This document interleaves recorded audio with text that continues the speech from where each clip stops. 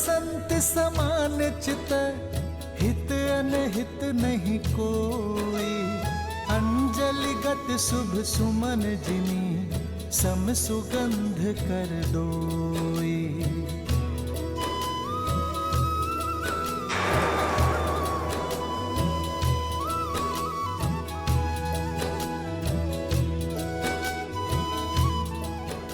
राम राम।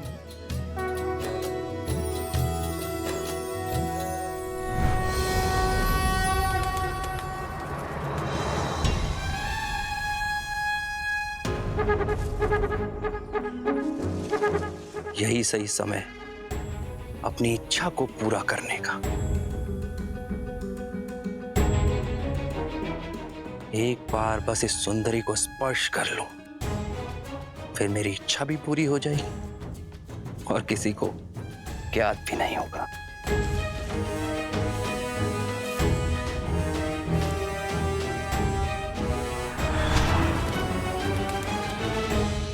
बताइए ना, किस और गए हैं वो? मैं वहां की पावन धरती को नमन करना चाहता हूं, जहां मेरे श्री राम ने अपने चरण रखे। हम आपकी भावना का आदर करते हैं, परम श्री राम के दास है, उनकी आज्ञा ना ही टाल सकत। उनका स्पष्ट निर्देश है कि उनके पीछे किसी को ना आने दो। क्षमा क्षमा। श्री राम के साथ यहाँ रहने नहीं, अपितु उन्हें अपने साथ अयोध्या ले जाने आया हूं। और क्या इसमें भी उनकी आज्ञा का उल्लंघन होगा? पर क्या आप नहीं चाहते कि मेरे भैया राम अयोध्या के सिंहासन पर बैठे? ना ही मेरे मन में कोई खोट है और ना ही मेरे वहां जाने से उनकी आज्ञा भंग होगी। आगे का मार्ग बता दीजिए मुझे, अन्यथा मैं अपनी देह यहीं त्याग दूंगा।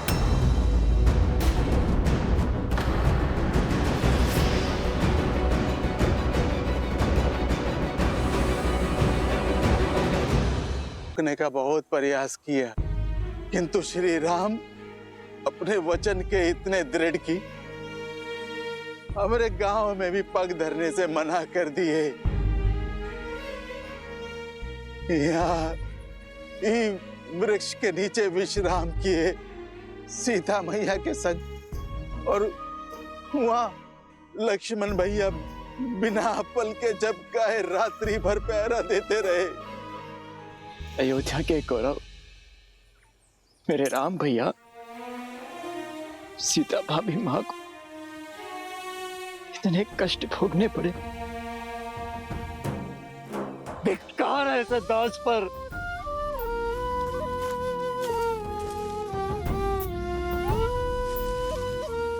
अवश्य ही मेरी राम भक्ति में कोई खोट रहा होगा, जो अपने भैया पर होते कष्ट को आभास न कर पाया।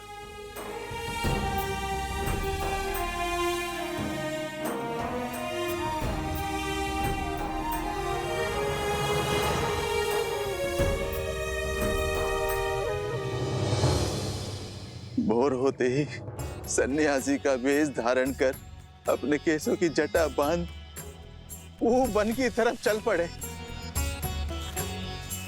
और अपनी पादुका भी छोड़ दी।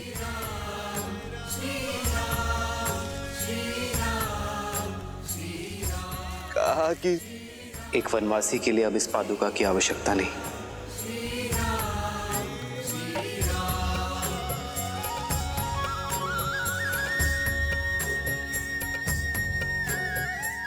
जिस मार्ग पर मेरे राम भैया नंगे पांव चले हो, तो उनका ये दास वो भी पादुकाएं नहीं पहनेगा, वो भी नंगे पांव चलेगा। निषाद राज, मुझे शीघ्र अपने भैया के पास ले चलिए। आप सब बहुत दूर से आए हैं, बहुत थक गए हैं, तनिक विश्राम कर लीजिए। जब तक अपने राम भैया के चरणों में अपने किए हुए अपराध की क्षमा ना मांग लूं, राहत की सांस नहीं लूंगा मैं। बताइए ना, कहाँ गए वो? वन की ओर।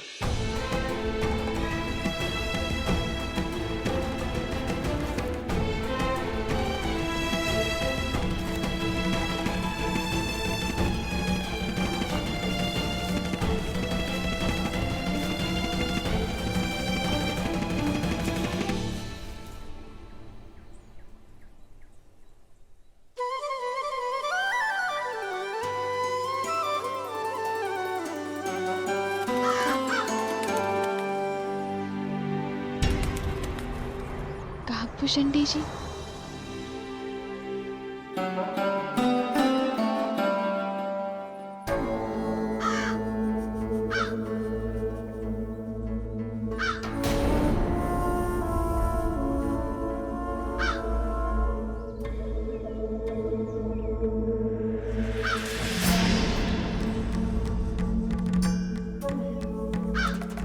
कौन हो तुम?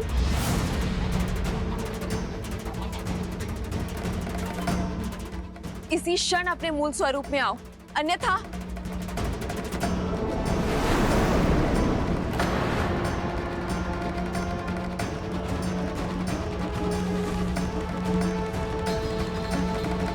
मैं इंद्रपुत्र जयंत हूँ, कृपया क्रोधित ना हो। मैं तो केवल आपके चरण स्पर्श कर आपका आशीर्वाद लेना चाहता था। एक स्त्री को प्रकृति छठी इंद्री के साथ इस संसार में भेजती है, जो मलिन स्पर्श और मलिन दृष्टि दोनों को समझ जाती है, और तुमने मुझे मलिन हृदय से छुआ है।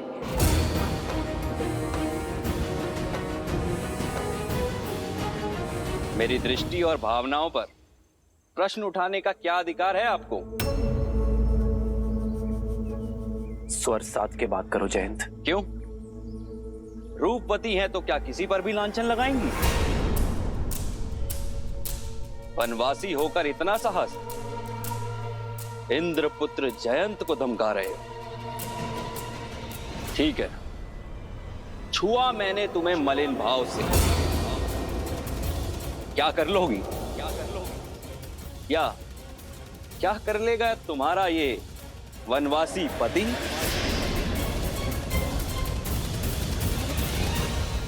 जितना बड़ा पद उतना ही बड़ा दंड।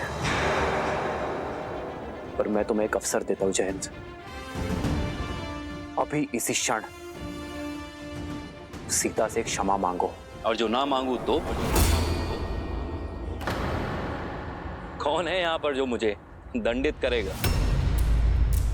राजपाट छिन गया, वन वन यूं तपस्वियों की तरह भटक रहे हो, लेकिन अभिमान, अभिमान ज्यों का त्यों। देवराज इंद्र के पुत्र से उलझने की चेष्टा कर रहे हो।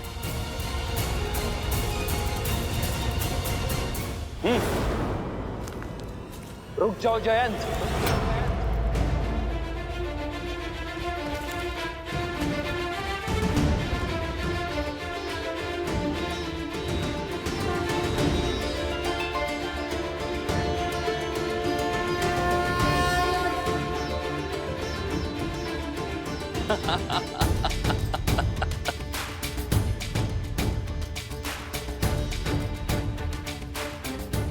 अब इस छोटे से तिनके से प्रहार करोगे मुझ पर?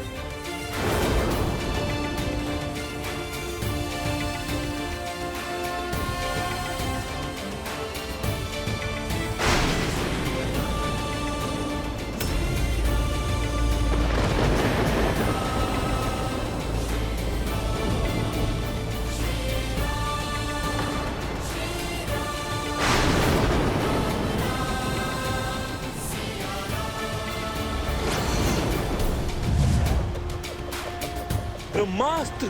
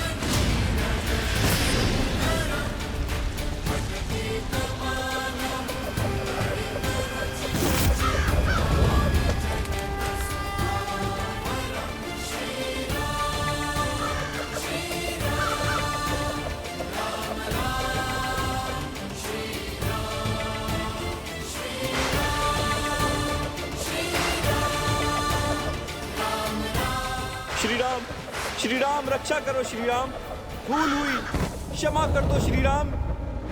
रक्षा कीजिए प्रभु, मेरी रक्षा कीजिए।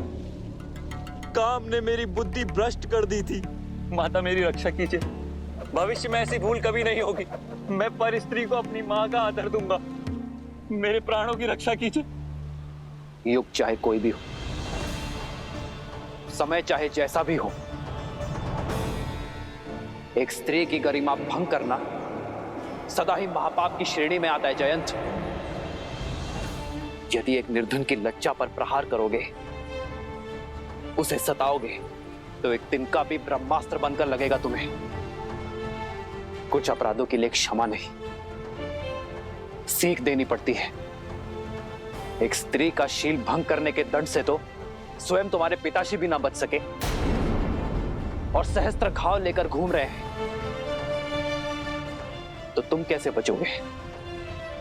तुमने मुझसे क्षमा मांगी, इसलिए मैं तुम्हारे प्राण नहीं हरूंगा।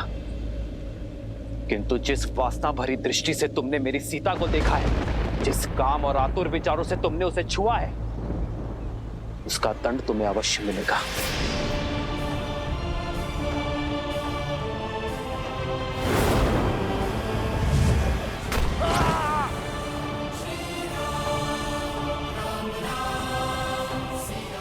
मुझे जीवित छोड़ने के लिए धन्यवाद श्री राम। मैं वचन देता हूं कि भविष्य में फिर कभी किसी भी स्त्री के लिए अपने मन में कुविचार नहीं लाऊंगा। मैं वचन देता हूं।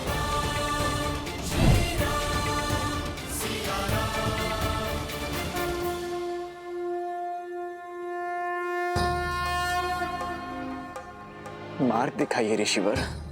भरत, तुम क्यों राम के कर्तव्य पथ का कांटा बनना चाहते हो?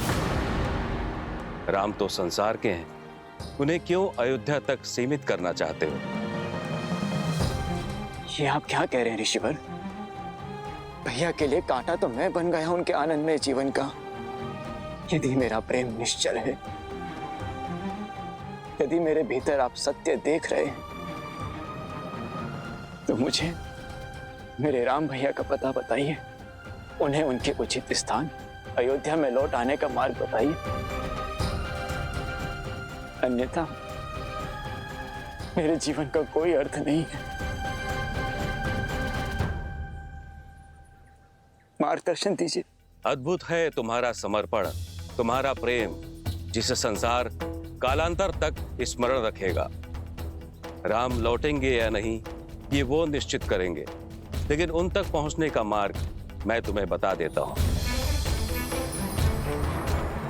सुमत जी, निषाद राज जी, आप दोनों दो टुकड़े लेकर अलग अलग मार्ग से चित्रकूट के प्रस्थान करें और मैं प्रजा और परिवार के साथ आगे बढ़ता हूं। देखिए, इस निर्जन वन में कहां वसंत आया हुआ है। अवश्य भैया वहीं होंगे।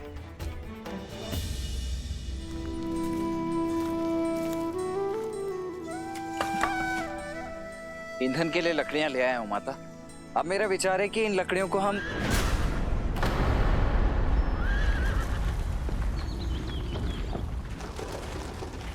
अवश्य कोई संकट निकट है। आप चिंता मत कीजिए, मैं अभी देख कर आता हूं।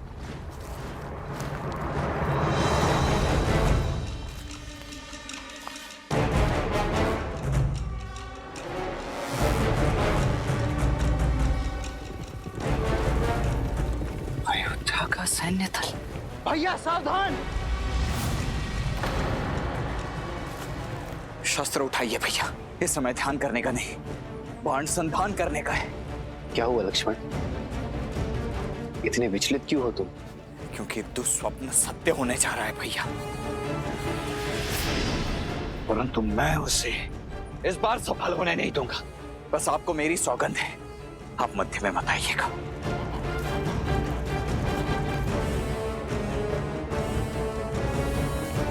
क्या हुआ लक्ष्मण, कौन आया है? वही भैया, आपका प्रिय भरत। क्या मेरा भरत आया है?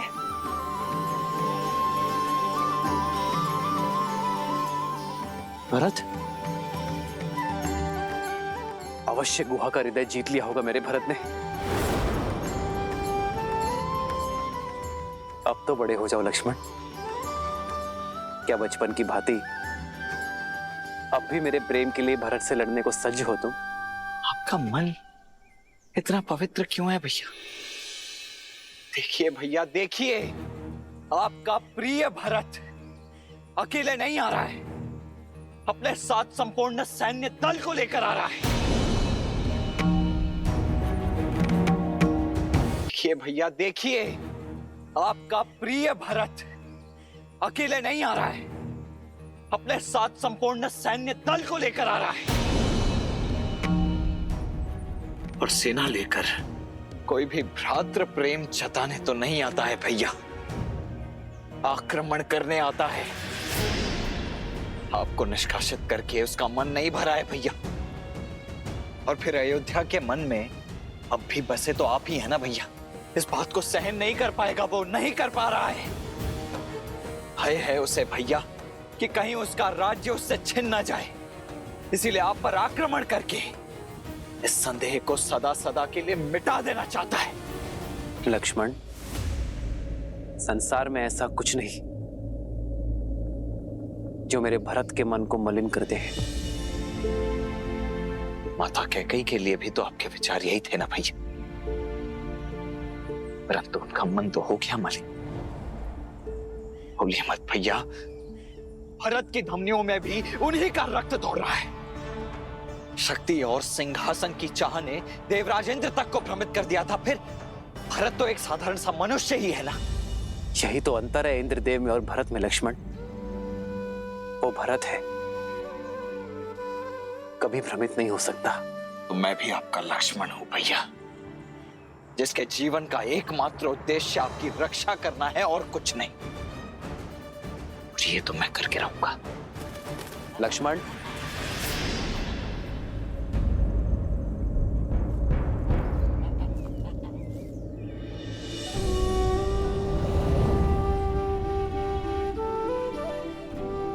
तुम्हारे सामर्थ्य पर तनिक भी संदेह नहीं है मुझे लक्ष्मण, किंतु आवेश में आकर बिना उचित अनुचित का भेद जाने यदि तुमने भरत के प्राण ले लिए तो क्या उसे पुनः जीवित कर पाओगे तुम?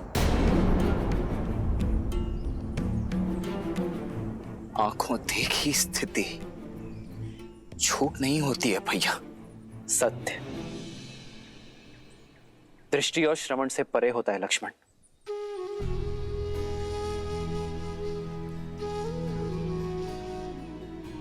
यदि भरत पर नहीं तो मुझ पर विश्वास कर लो। भरत के मन में केवल निश्चल प्रेम वास करता है लक्ष्मण, और कुछ नहीं।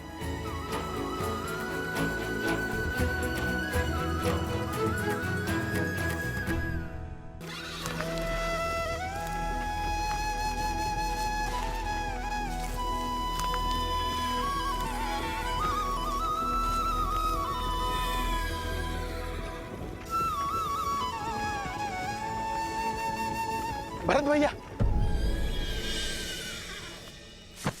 भरत भैया, वो कुटिया मिल गई जिसमें श्री राम, सीता मैया और लक्ष्मण भैया रहते रहे। अब एक क्षण भी उनका वियोग नहीं सह सकता मैं। वो कुटिया कहाँ है? हुआ है भरत भैया। निषाद राज जी, आप शेष सभी को लेकर के आइए, अब और प्रतीक्षा नहीं कर सकता मैं। हुआ चलो चलो चलो, सब पीछे पीछे आओ, हमरे आओ, चलो।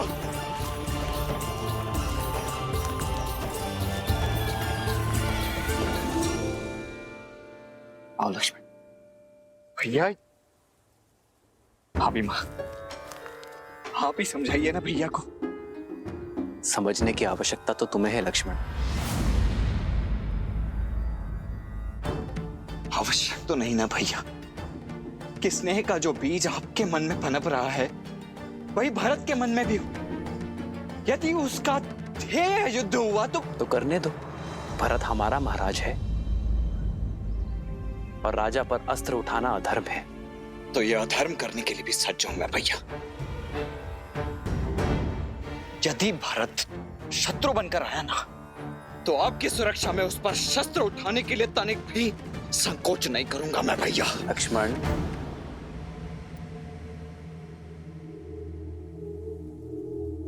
राम भैया,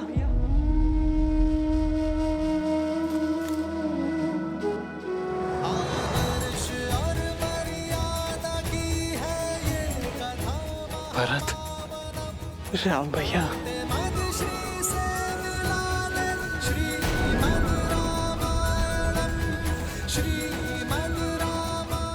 मेरा भरत।